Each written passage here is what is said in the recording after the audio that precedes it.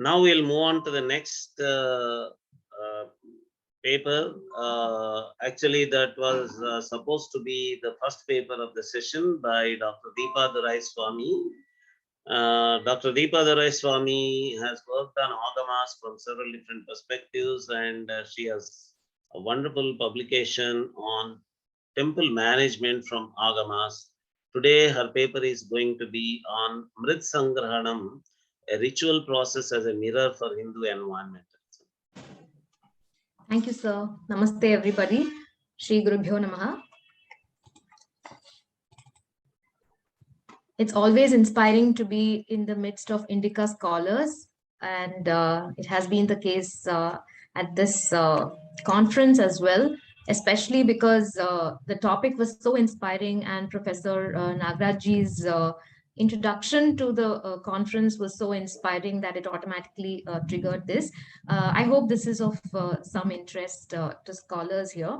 I'm going to talk about a very minor process called Mṛtsaṅgrahanam that is described in the Agamas, which is still practiced today, and using it as a mirror for Hindu environmentalism, looking at it through the lens of what is called eco-theology. I'm learning all these terms now. And as we have seen over the 2 days of the conference, the whole edifice of Western civilization is built on the idea of conquering nature, and which is reflected not just in the science and reason of the Renaissance or Enlightenment in the past 400 years, but also many 100 years before that, as Lynn White mentions in his landmark paper, that even the development of a plow in agriculture signifies the idea of conquering nature. The friction of this plow was so great that it normally required not 2 but 8 oxen. There was a vertical knife that cut through the soil and a horizontal shear to slice through the soil. The imagery that he brings is so vivid. In contrast, we have Eastern religions, especially Hinduism, which is held up as an example of something which is bioethical and which is built on the idea of coexistence in harmony with nature. People talk about, Dr. Nandita Krishna talks about the Bhu Sukta. Several scholars have quoted that. Even yesterday, somebody spoke about that. And everything rests on the idea that all creation is sacred and we are not the stewards. We are not meant to dominate. It is not meant for human beings. Internationally as well, people speaking for Hinduism, example, this Hindu Declaration on Climate Change in 2009 says, it tries to articulate what Hinduism stands for, which says that man is not separate from nature. We are linked spiritually, psychologically, etc. We have a deep reverence for life and so on. Where does all this stem from, right? So I'm going to try and show that even the smallest of processes reflects this spirit. The context for this Mṛtsaṅgrahanam ritual is a slightly larger ritual. It is part of a ritual called Ankurarpana, which many of you might have heard of, which is a ritual sprouting of seeds before any festival, before any marriage, any auspicious festival, Navratri and so on. We've seen in different parts of the country, people still do this, which is the ritual sprouting of these saplings. Now, this actually originates from the temple ritual, because for all temple festivals, including the Kumbhabhisheka, the consecration, etc., this is the preparatory ritual. First, everything starts with Ankura Arpanam, offering of these seedlings. Now, in the Palika pots, they are planted. Where do you plant them? You need the soil, right? So Mṛtsaṅgrahanam is the process of collecting the soil, the Mṛtsaṅgrahanam, collecting the soil in a good way. Okay, it's a very auspicious process. As with all the rituals, the philosophy behind it is that, it is a creation philosophy. It denotes the Panchakritya, the fivefold function of the Pati, Lord, of the creative aspect of the Lord. Okay, now let us look at the ritual. How do you collect the soil? First, the Acharya, whatever material is required, the Acharya and his assistants, they take the material in the procession around the temple to the place where the soil is to be collected. This is very interesting. Where they collect the soil, it can be from the river bank, seaside, foot of mountains. It also mentions ant hills. My reference is from the Sukshma Agama. Karanagama also mentions this. Anthills, because yesterday somebody was talking about, I think Arvindji was talking about how anthills are very important. The soil from the anthills is used, as very protective and preventive. It's supposed to be healing and so on. Nagaraji also mentioned how several tribal cultures follow this. So again, this artificial, dichotomy between whatever is classical religion versus, what is practiced by the natives and so on. Even what is classical literature mirrors the same practice. So anthills are supposed to be very sacred, and that soil can be used for Mṛtsaṅgrahanam as well. Soil can be collected from near the temple tirtha, the well or the tank, or the sthala vriksha, like Sambhavi just said. And so first, the place, wherever the place has been selected, it has to be leveled. A 4-part matrix is made on which Mother Earth is drawn and envisioned as Bhuma Devi or Dhara. A Standila altar is installed. Kalashas are installed with water, and different deities are invoked. Again, 9-part matrix is drawn. I'll just show show this. First, there's Ganesha Puja, and Brahma is invoked. And all these Parivara Devatas, Ananta, Vinata, Bhadra, Jayanta, Brahmari, Brahma, Prasthita, Parijhumbi, and Shulini are all invoked around Brahma, okay, in all the directions. And then this is beautiful. Bhuma Devi is also invoked and prayed, and then they are requested to leave that space because we are going to collect soil for the worship of Shiva. And the hoe is also worshipped, and then the hoe is used, and then soil is collected from the Garbha region of the Mother Earth. And then the collected soil is also kept very securely. And the most important thing is whatever area has been dug up, that area is leveled, and then it is worshipped again. And the waters that they were worshipped in this Thandila, those waters are used to, that area is drenched with those consecrated waters, because those waters are all the 7 seas. One kumbha is installed with the Kshira Arnava. One is installed with the Shuddhodaka Arnava, which is pure water. One is Kshira, one is Lavana Arnava. The salts, all the 7 seas that we spoke about, those are invoked in those, and then they are used to heal Mother Earth. The flow of water is supposed to heal the wound that is made. Okay, so this is how the picture is drawn. And at the head, you can see those kalashas are kept.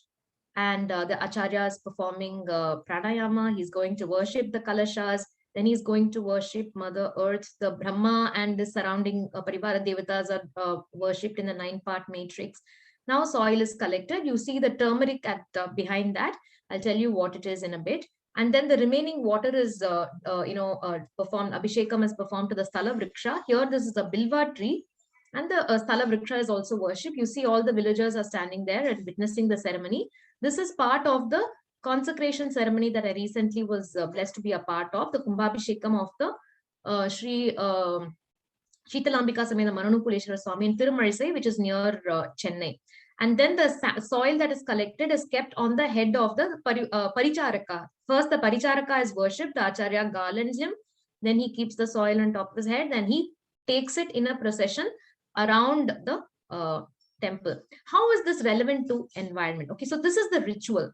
So these are my observations, and I invite you to add to this or correct me if I'm wrong. The first thing is, I observe that there is a consistent fractal structure in all our processes. The part reflects the whole. The entire philosophy is deep coded into every small ritual, and every practice is so consistent with each other. Everything fits like a jigsaw puzzle, and each puzzle contains the whole. If you look at one, you can understand the philosophy of the whole. So every ritual is a perfect example of the spirit of the tradition. And then there is no moral high ground. You don't say that, oh, well, I am worshipping Lord Shiva, which is a great, end in itself. So therefore, I can do whatever I want. No. So I think this is one of the key principles which defines environment consciousness today, that the end just does not, because science, even yesterday, there was this conversation that what about poverty? What about, science and development actually contributes to poverty alleviation? So no matter how lofty your goal is, the paths you use to get there should also be dharmic. And you cannot haphazardly lay claim to nature's resources saying you're doing it for the benefit of the world. And then the tradition also acknowledges the invisible world. You are humble and you say that not everything is just what I see. There are also worlds that are inaccessible to me, that are invisible to me, which are equally important. And therefore, not only is nature divine, but it is occupied and permeated by other divine entities. Next, the place of human actors as not dominators, but as respectful cohabitants. Okay, and because therefore, when you're using space, you're very respectful about it. You know you want it, we use it only as required because you coexist with other beings, all beings. And then the rule of receive and replenish. You take what you want, but then you leave it in a better way than you found it. You level the ground, you drench it with milk and sanctified water. It's beautiful, as if you have cut Mother Earth and you are actually sealing the wound, which is why they put turmeric also on top of it. They put seeds into it because turmeric is an antibiotic.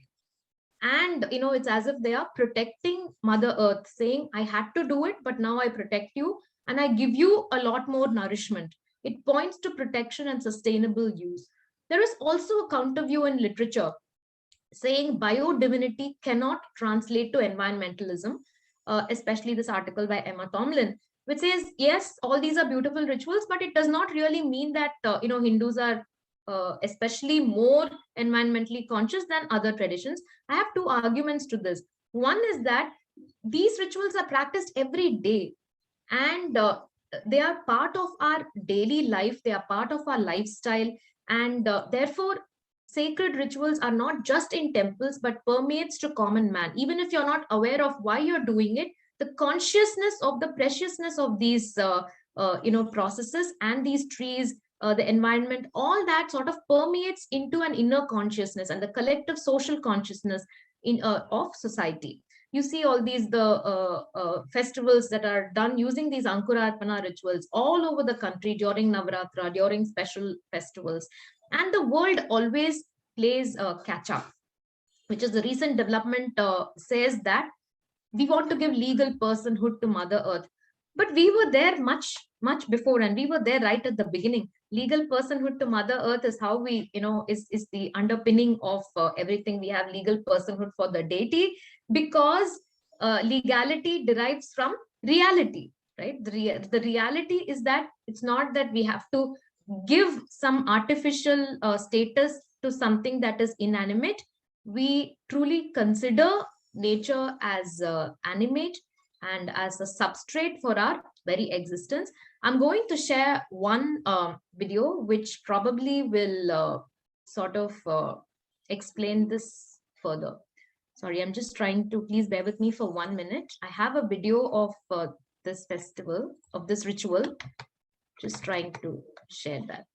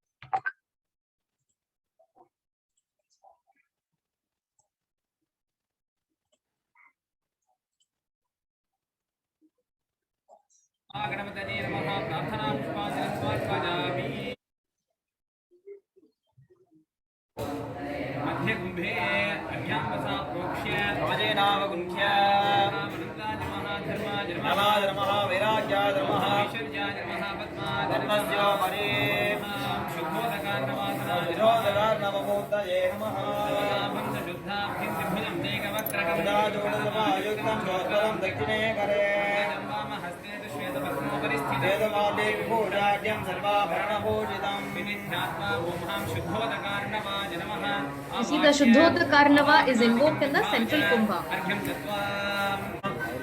Now he'll invoke, I've not shown it there, but all the different waters are invoked in all the other Kumbhas and worshipped.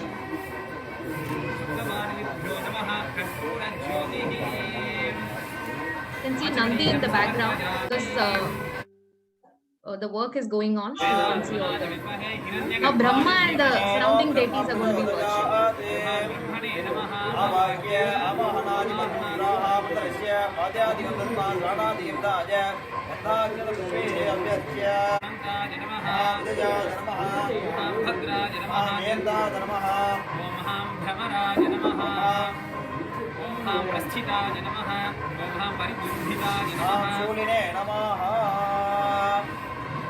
अवाक्य मुद्रादिकं प्रदर्श्य अर्घयित्वा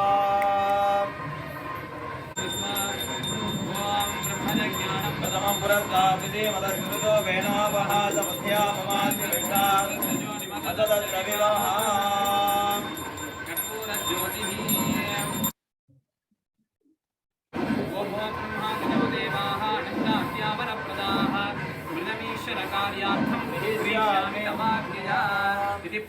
So this is Arunandi Shivam. He's going to be presenting a while later.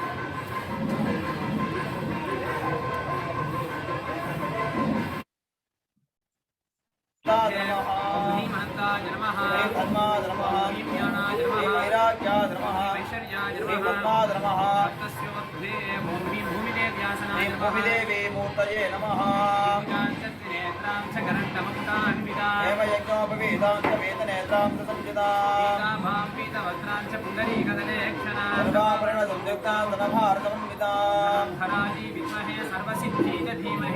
धरा प्रचोदयात्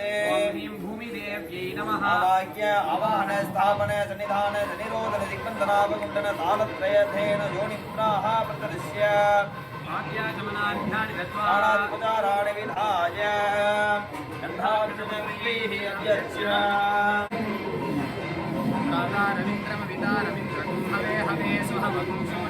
कुबेर चन्द्रं पुरुहो रवीन्द्रं स्वस्तिनो अभवाघात्पुत्रः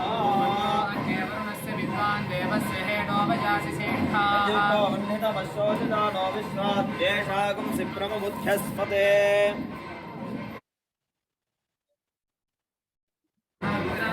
आन्द्रमूर्ते नमः ऐरावतगदारूढं स्वर्णवर्णं किरीटिनं वज्रवाणि भावयेते मित्राय नमः आज्ञेयामुमामन्यासनाय नमः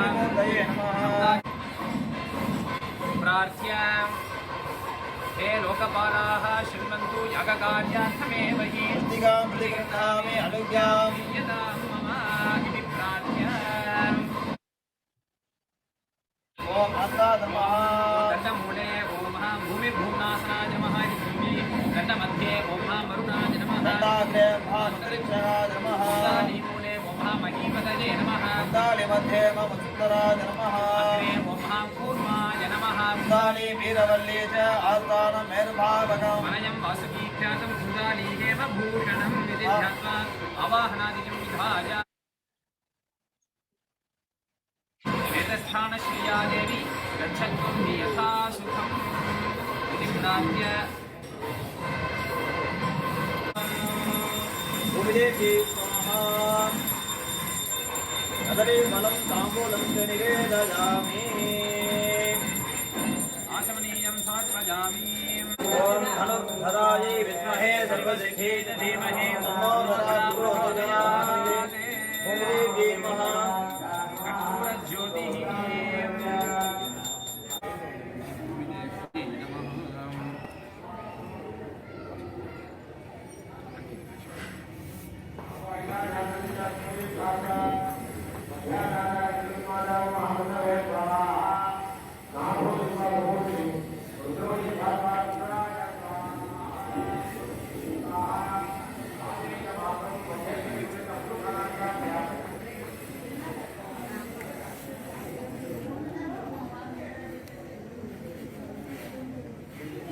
प्रार्थ्य एतस्थान श्रिया देवी गच्छत्वं हि यथा सुखम् इति प्रार्थ्य प्रमाणेन त्रिवारं गृहीत्वा ॐ उद्धृता शिवरायेण कृष्णेन शतबाहुना मृत्तिके हनमे भावं यन्मया दुष्कृतं कृतं मृत्तिके ब्रह्मदत्तासि काश्यपेनाभिमन्त्रिता मृत्तिके देहि मे पुष्टिं त्वयि सर्वं प्रतिष्ठितं मृत्तिके प्रतिष्ठिते सर्वं तन्मे निर्मतमृत्तिके तया हनेन पापेन गच्छामि परमागतिम्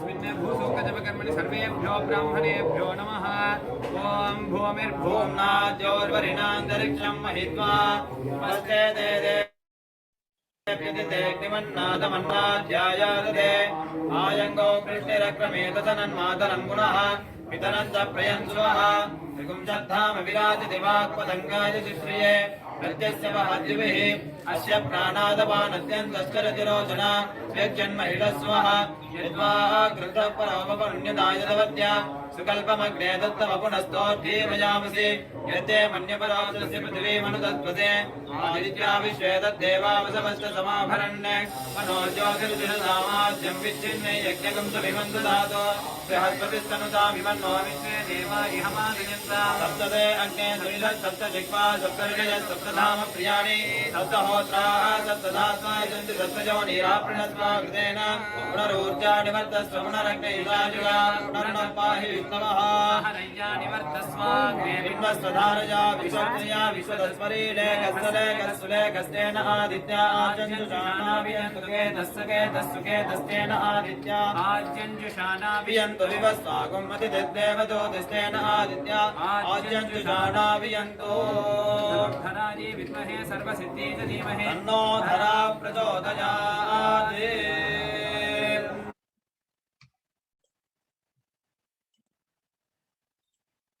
Thank you very much. I thought it was very fitting that we share the Bhusukta during a conference like this. My pranams to the Acharyas who keep this tradition alive for 2000 years, whether anybody else believes or not, they believe and they keep it alive for posterity. And thank you, Indika, for the opportunity to share this. Thank you, sir. Thank you, everybody. Namaste. Vande Matram and Jai Hind. Thank you, Deepa ji. I am still yet to come out of my ecstasy.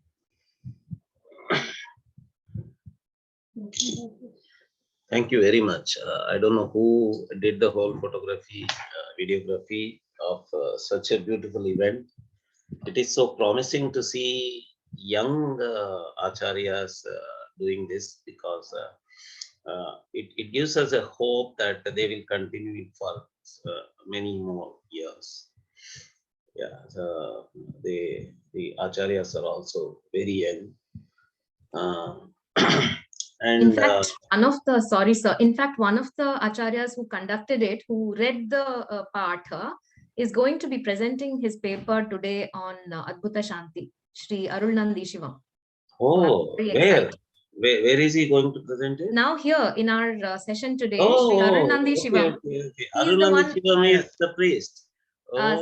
He is the priest who read out the Patha for the priest to perform the thing. There are usually two people, one to conduct, who is the sadhaka, who conducts, and then the other person who actually performs, so that nothing is left out. So Shri Arulnandi Shivam is the one who was reading out, and he is here today to present a paper. So it's a huge, I'm very happy, sir, that you're giving them an opportunity for the traditional scholars to share their knowledge with the world on your platform. I'm very grateful to you. We are privileged. We are privileged. We are all the ones. Actually. Professor, can I please put a question to ma'am? If I may be permitted? Yeah. Dr. Paturi? Yeah, please. Ma'am, I just wanted to know, like all these young scholars, and the priests in the making, do they belong to a particular caste or community, or anybody can, take this knowledge and take the priestly role? Ma'am, namaste. Thank you for your question. The knowledge is democratic. It is open to all. It's open for everybody. This is the Shaiva Siddhanta philosophy based on which Shaiva temples are constructed, were constructed and worshipped all over the country for more than 2000 years that we have records for. But today, unfortunately, due to a lot of other aggression, etc., it's preserved as a Shastra in Kashmir and as temples and temple worship in South India. As you can see from Tamil Nadu alone has 40,000 temples. It is based on the Shaivagama, which says that Adi Shaiva are the community created for the worship of Shiva, because the science, it's a very esoteric science of actually accessing the highest energy principle and bringing that Lord Shiva down to earth for the benefit of the world, which is called Parartha Puja. and that is the living deity is established in the temple and worshipped. And Adishaiva acharyas, like you can see, all our young scholars, those acharyas are from the Adishaiva tradition. They undergo diksha, and their dharma forever is to do this worship and to teach.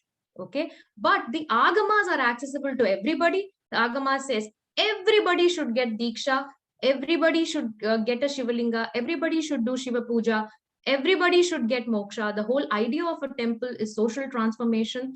And not just that, as we'll see from all the other temple papers, the idea of a temple, every part of a temple, every temple ritual is for the benefit of the whole universe. And our vision of what the whole universe is truly universal. It's not just for the benefit of the devotees of this Shaiva tradition, or for Hindus, or for people in that particular place. It's not just for humans alone.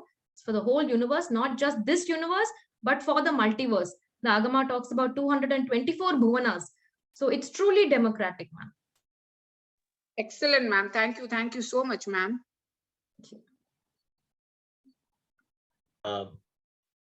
As always, Deepa ji is our star figure, our celebrity.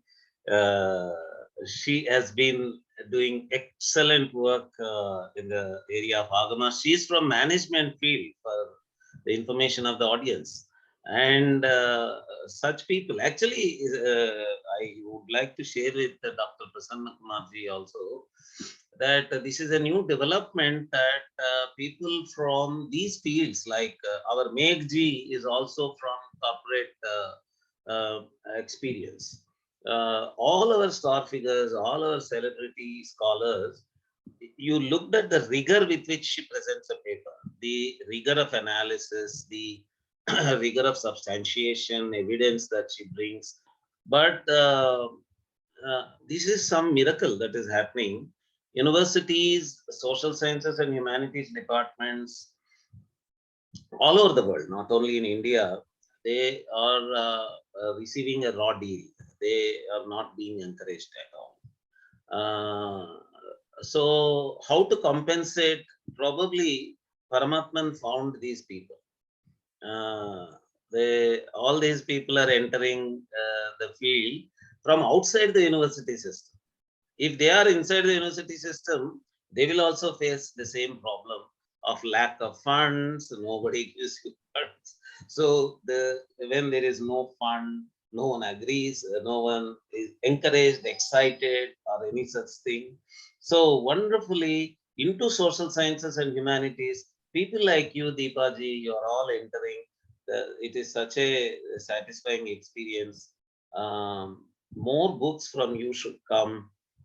And this particular thing, Mṛtsaṅgrahana, because you mentioned some scholar who said that it is just biodivinity, there is no impact and all that. Let me tell you, when environmentalism in 60s started, there was a lot of literature that was emerging.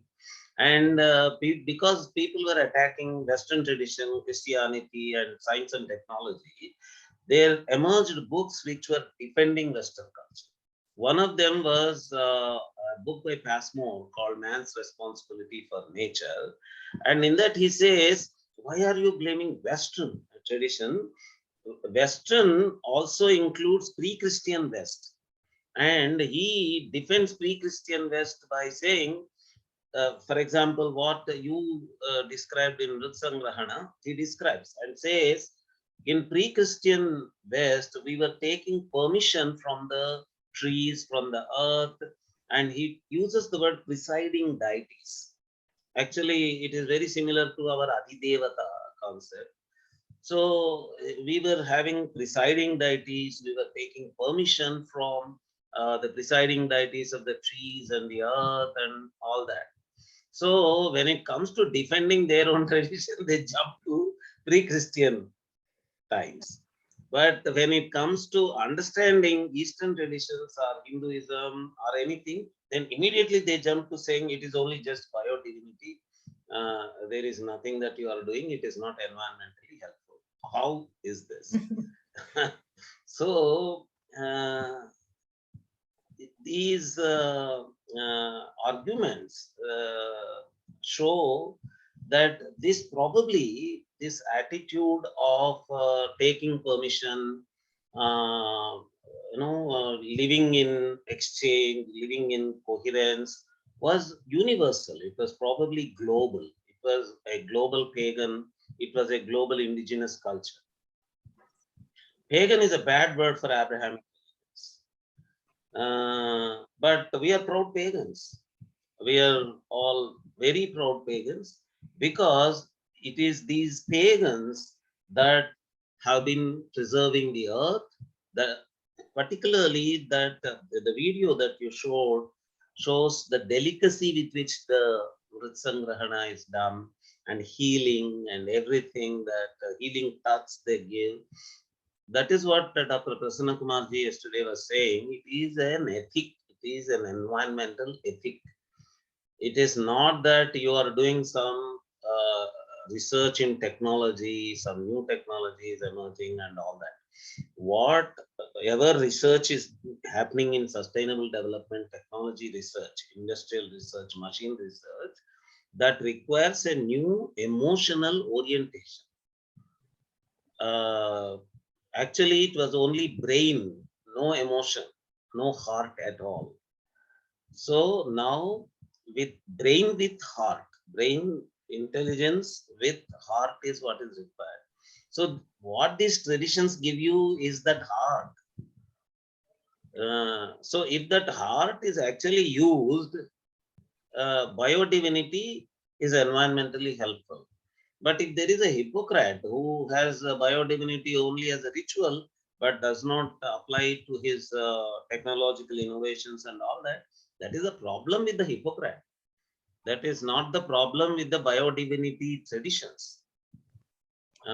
So what we people have to do is to encourage all the laboratories, technology innovation places, that they have to be in coherence with these local traditions.